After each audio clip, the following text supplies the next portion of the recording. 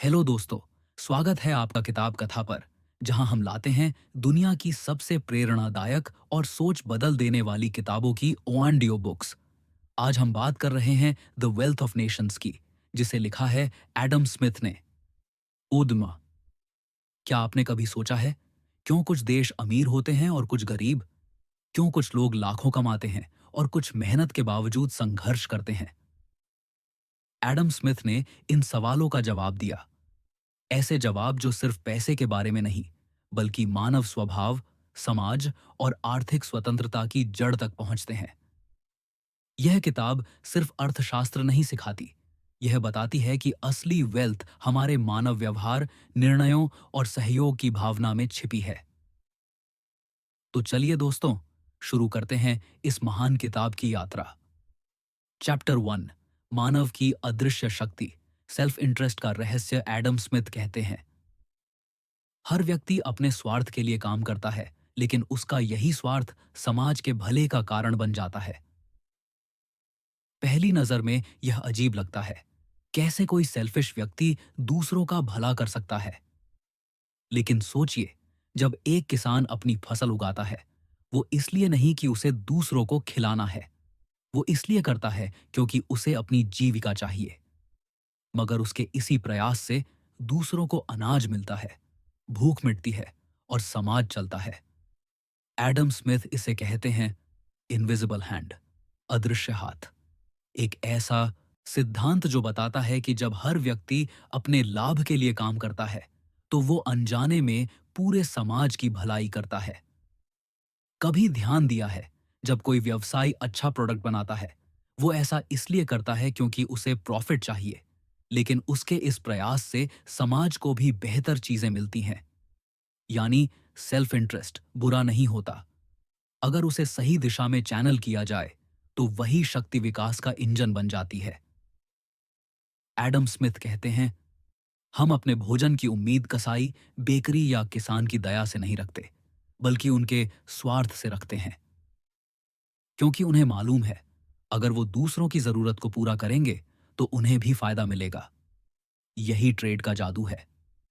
लेकिन एक सवाल उठता है, क्या हर सेल्फ इंटरेस्ट समाज के लिए अच्छा होता है? खोइमा। पहला इमोशनल क्वेश्चन, क्या कभी ऐसा नहीं होता कि कुछ लोग अपने स्वार्थ में दूसरों को नुकसान पहुंचाते हैं? एडम स्मिथ कहते हैं, हाँ, लेकिन समाज की नैतिकता और कंपटीशन उसे बैलेंस करती है। नेचर खुद एक संतुलन रखती है। यानी सेल्फ इंटरेस्ट को रोकने की जरूरत नहीं, बस उसे सही दिशा देनी होती है। अवाला रिफ्लेक्शन, हम में से हर व्यक्ति के अंदर एक इनविजिबल हैंड काम करती है, जो हमें आगे बढ़ने की प्रेरणा देती है। अगर हम अपने प्रयासों को समाज की जरूरतों से जोड़ दें, तो हमारा पर्सनल सक्सेस कलेक्टिव सक्सेस बन जाता है। अब चलिए अगले अध्याय में जानते हैं, कैसे काम का विभाजन, डिवीजन ऑफ लेबर, दुनिया की असली शक्ति बना। चैप्टर 2, विभाजन का जादू, कैसे स्पेशलाइजेशन ने दुनिया बदली। एक साधारण सुई बनाने वाला कारखाना। एडम स्मिथ ने इसी जगह से एक बड़ा रहस्य खोजा। वो कहते हैं, अगर एक आदमी अकेला सुई बनाएगा, तो शायद दिन भर में कुछ ही सुई बना पाएगा। लेकिन अगर 10 लोग मिलकर काम बांट लें, कोई तार काटे, कोई नुकीला सिर बनाए, कोई पॉलिश करे, तो वही फैक्ट्री हजारों सुई बना सकती है। यह है डिवीजन ऑफ लेबर का चमत्कार। यानी जब हर व्यक्ति एक छोटे काम में एक्सपर्ट बन जाता है, तो पूरी प्रणाली तेजी से चलने लगती है।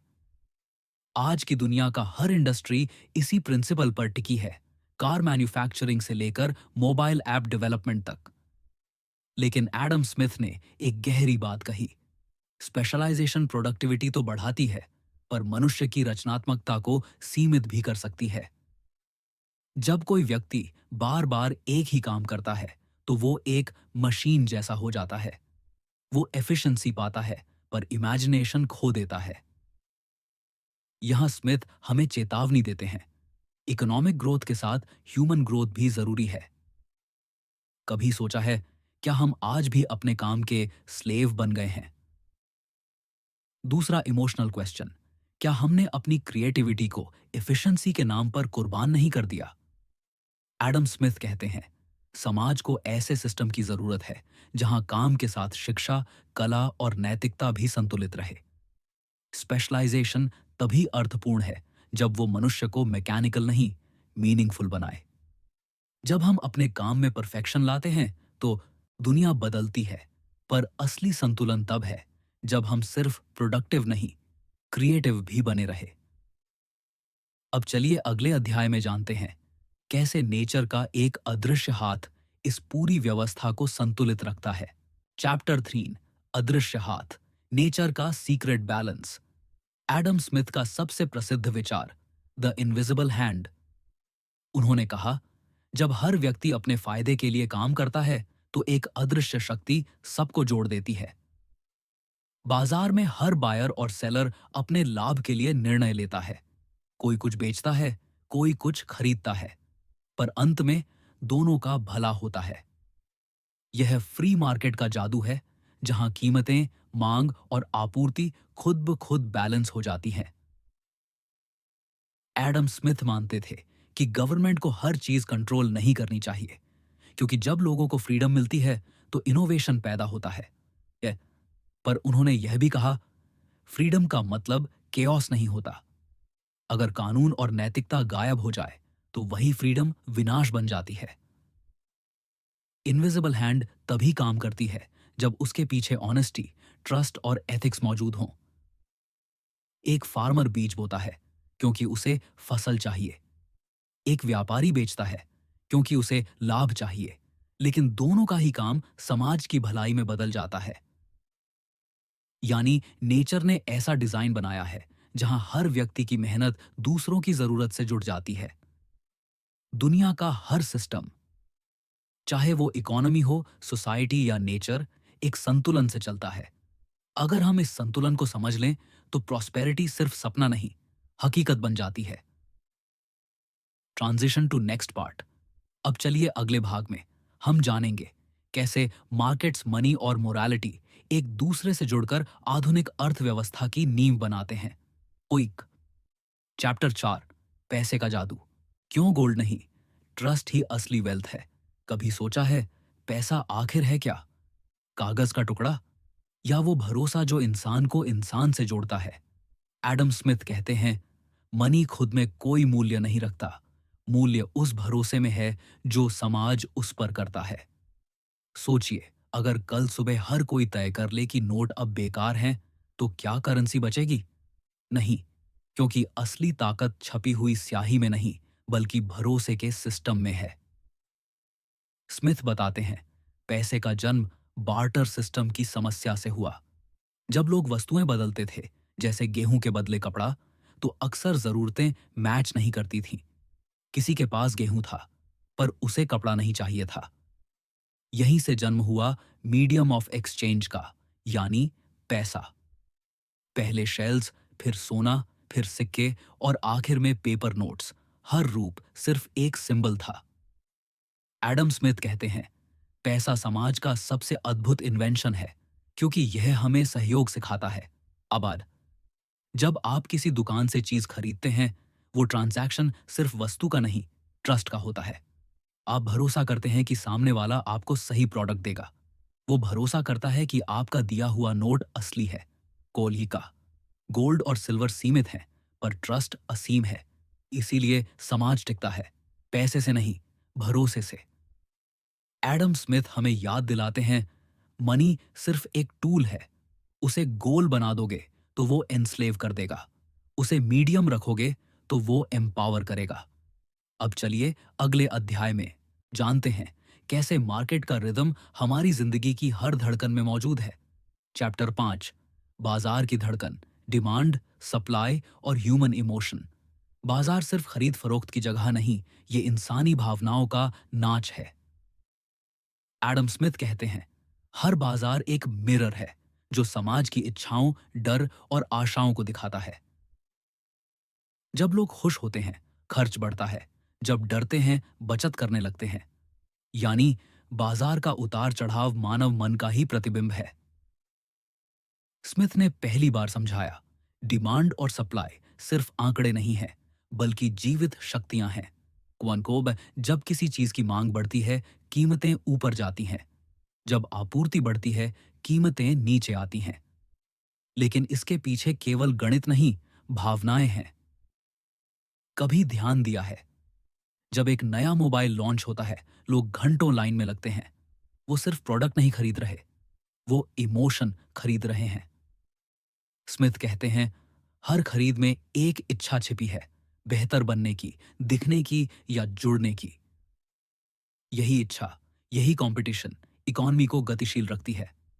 लेकिन एडम स्मिथ यह भी चेतावनी देते हैं, जब भावनाएं लालच में बदल जाएं, तो मार्केट कोलैप्स होता है। मार्केट तभी संतुलित है जब इमोशन और एथिक्स दोनों साथ चलें। हर बाजार हमारी आत्मा का प्रतिबिंब है। जैसे दिल की धड़कन धीमी या तेज होती है, वैसे ही डिमांड और सप्लाई बदलते रहते हैं। बाजार कोई दुश्मन नहीं, वो सिर्फ एक दर्पण है।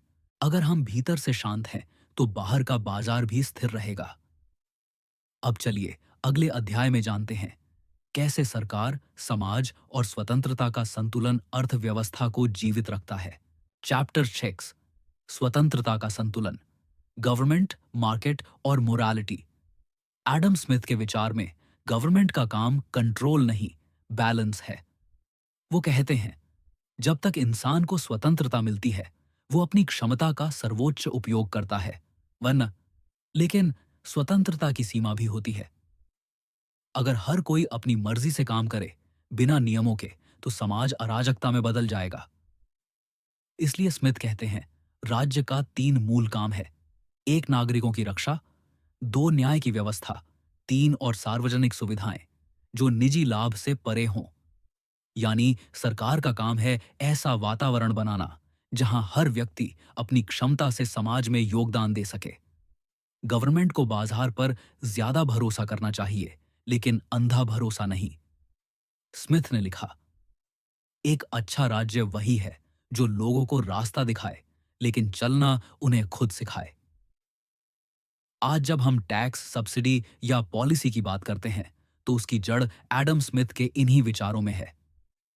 उन्होंने कहा, सच्ची समृद्धि तब होती है जब अमीर और गरीब दोनों को अपनी किस्मत बदलने का समान अवसर मिले।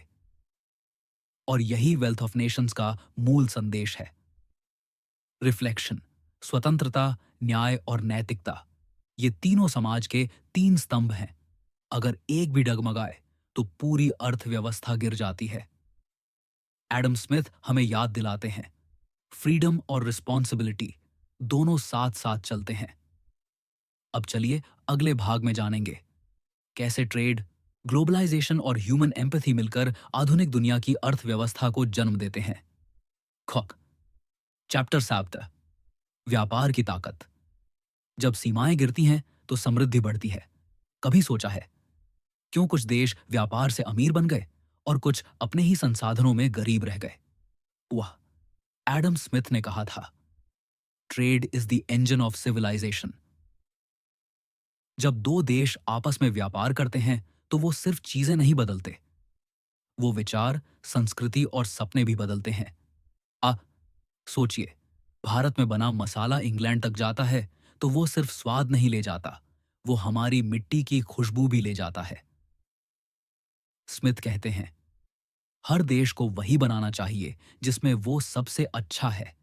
यानी स्पेशलाइजेशन सिर्फ व्यक्ति के लिए नहीं, राष्ट्रों के लिए भी जरूरी है। उन्होंने कंपैरेटिव एडवांटेज की अवधारणा को जन्म दिया, जहां हर देश अपने नेचुरल स्ट्रेंथ्स का उपयोग करता है। पर उन्होंने चेतावनी भी दी, जब व्यापार ताकतवरों के हाथों में सिमट जाए, तो वो स्वतंत्रता नहीं, शोषण बन जाता है। स्मिथ का मानना था, फ्री ट्रेड तभी सार्थक है जब दोनों पक्ष समान सम्मान के साथ भाग लें। कभी ध्यान दिया है, हर बार जब आप किसी दूसरे देश का प्रोडक्ट खरीदते हैं, आप अनजाने में एक पुल बना रहे होते हैं, एक इनविजिबल कनेक्शन। यानी व्यापार सिर्फ लाभ नहीं, एक बॉन्ड ऑफ ह्यूमैनिटी है। दुनिया तब बढ़ती है जब दीवारें गिरती हैं, और जब व्यापार प्रतिस्पर्धा से नहीं, सहयोग से चलता है। अब चलिए अगले अध्याय में जानते हैं, कैसे कैपिटल यानी पूंजी हर समाज की रगों में दौड़ने वाला रक्त है। चैप्टर 8, पूंजी का रहस्य। धन जो बहता है वही बढ़ता है। एडम स्मिथ कहते हैं, कैपिटल वही है जो स्थिर नहीं, प्रवाहमान हो। पैसा अगर बस जमा हो जाए तो वो मृत हो जाता है, लेकिन जब वो सर्कुलेट होता है बिजनेस, इनोवेशन और क्रिएशन में, तभी समाज जीवित रहता है। स्मिथ ने पूंजी को 3 हिस्सों में बांटा। 1 प्रोडक्टिव कैपिटल, जो कुछ नया बनाता है। 2 फिक्स्ड कैपिटल, जैसे मशीनें, उपकरण। 3 सर्कुलेटिंग कैपिटल, जो रोजमर्रा के लेन देन में घूमता रहता है। Don't knock. उन्होंने कहा, हर व्यापारी को अपनी पूंजी ऐसे इस्तेमाल करनी चाहिए जैसे किसान पानी को खेतों में बहाता है। कोबाकन पायला, कैपिटल अगर रुक जाए तो समाज सूख जाता है। आनिक। लेकिन उन्होंने एक गहरी बात कही, कैपिटल एक्यूमुलेशन जरूरी है, पर उसके साथ कंपैशन भी। आनी। क्योंकि अगर पूंजी कुछ हाथों में सिमट जाए तो इनइक्वालिटी पैदा होती है। स्मिथ मानते थे, वेल्थ का असली उद्देश्य समाज की भलाई है, न कि कुछ लोगों की तिजोरी भरना। उन्होंने यह भी कहा, एक अमीर समाज वह नहीं जहां कुछ लोग अमीर हों, बल्कि जहां गरीब भी सम्मान से जी सकें। धन की असली शक्ति उसके प्रवाह में है। वो ठहरता नहीं, चलता है, जैसे नदी बहती है। जो समाज अपने धन को चलायमान रखता है वो कभी निर्धन नहीं होता। अब चलिए अगले अध्याय में देखते हैं कैसे एडम स्मिथ ने नैतिकता को अर्थशास्त्र से जोड़ा और बताया कि बिना एथिक्स के वेल्थ अधूरी है। चैप्टर 9, नैतिकता और धन, the moral economy. Adam Smith को लोग सिर्फ अर्थशास्त्री मानते हैं, पर वो पहले एक फिलोसोफर ऑफ मोरालिटी थे। उन्होंने कहा, अगर वेल्थ नैतिकता से अलग हो जाए तो वो विनाश का कारण बनती है। उनकी दूसरी किताब the theory of moral sentiments economy की आत्मा थी। उन्होंने लिखा, मनुष्य में 2 शक्तियां होती हैं, सेल्फ इंटरेस्ट और सिंपैथी। सेल्फ इंटरेस्ट उसे आगे बढ़ाता है, सिंपैथी उसे मानव बनाता है। अगर सोसाइटी सिर्फ लाभ के लिए काम करे तो वो ठंडी मशीन बन जाएगी, क्वक। लेकिन अगर उसमें करुणा, न्याय और सहानुभूति बनी रहे तो वही वेल्थ वेलफेयर में बदल जाती है। कभी आपने सोचा है, क्यों कुछ दान हमें सुकून देते हैं जबकि कुछ कमाई हमें बेचैन करती है? क्योंकि आत्मा जानती है, धन तभी पवित्र है जब वो किसी और की भलाई में काम आए। एडम स्मिथ कहते हैं, मनुष्य को केवल रिच नहीं, राइचस बनना चाहिए। और यही मॉरल कैपिटलिज्म का मूल है, जहां व्यवसाय लाभ भी कमाए और समाज को अपलिफ्ट भी करे। मनी से घर बनता है, पर मोरालिटी से समाज। अगर दोनों साथ चलें तो सभ्यता खिलती है।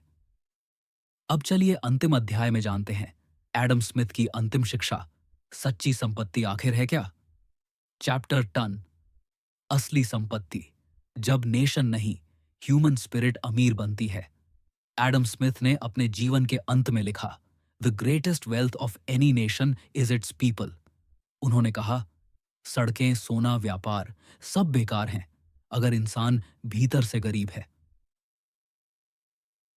किसी देश की सच्ची ताकत उसके नागरिकों के कैरेक्टर, एजुकेशन और एम्पैथी में होती है। स्मिथ का सपना था एक ऐसा समाज जहां हर व्यक्ति को अपनी क्षमता तक पहुंचने की आजादी मिले। उन्होंने कहा, फ्रीडम बिना रिस्पॉन्सिबिलिटी, सेल्फ इंटरेस्ट बिना सिंपैथी, वेल्थ बिना विजडम, सब अधूरे हैं। उनका विजन सिर्फ रिच नेशन का नहीं था, बल्कि वाइज नेशन का था। उन्होंने दुनिया को सिखाया कि जब मनुष्य अपने भीतर की भलाई से काम करता है तो दुनिया बाहर से सुंदर बनती है। असली वेल्थ बैंक में नहीं, मनुष्य के चरित्र में है। एडम स्मिथ की किताब सिर्फ अर्थशास्त्र नहीं, एक दर्पण है जो हमें दिखाती है कि वेल्थ और ह्यूमैनिटी एक ही सिक्के के 2 पहलू हैं। निष्कर्ष, तो दोस्तों, यह थी द वेल्थ ऑफ नेशंस की कहानी। एडम स्मिथ की वो सोच जिसने पूरी दुनिया की अर्थव्यवस्था की नींव रखी।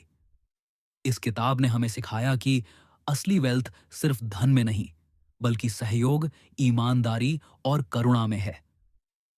जब हर व्यक्ति अपनी क्षमता से समाज को कुछ लौटाता है, तभी नेशन सच में रिच बनता है।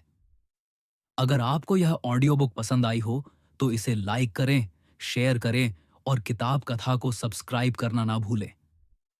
मिलते हैं अगली किताब में एक नई सोच और एक नई प्रेरणा के साथ। अगो